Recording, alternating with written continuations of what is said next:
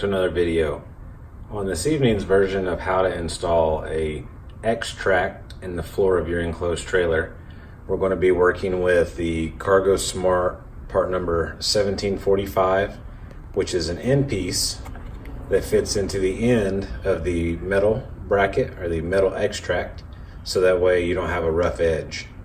We're also going to be working with the X-Tract part 1769, which is a 24-inch X-Tract rail, and you can find both of these at Northern Tool. Using the Snap-Lock E-Track metal screw set, these are 20 pieces, part number 51396, and they're actually 1.25 inches long.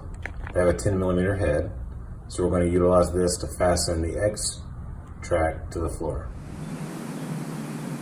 Alright, we're set up here in the trailer. I forgot to mention we're using a 1/4 inch Porter cable impact. It's got a 10mm hex bit in the end of it. So, in other words, this is going to hold our little sheet metal screw, which is 1.25 inches long. So 3/4 inch plywood. We've got a bracket underneath or cross member. We can identify those by the existing screws in the plywood. So we've positioned our X-Tract where we want it. I'm going to start by putting in 4 screws. I want to do 1 screw here, 1 screw here, 1 screw here, and then 1 screw here. So let's go ahead and get started.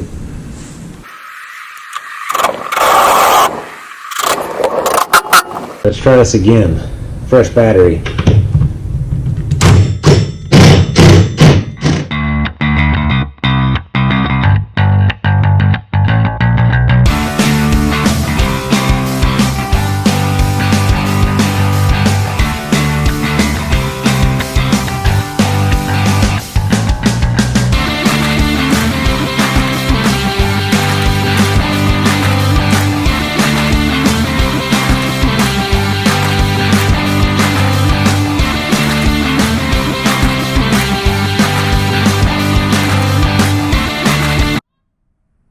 Guys, so I kept on going. I did these off camera, so I've got a plan now.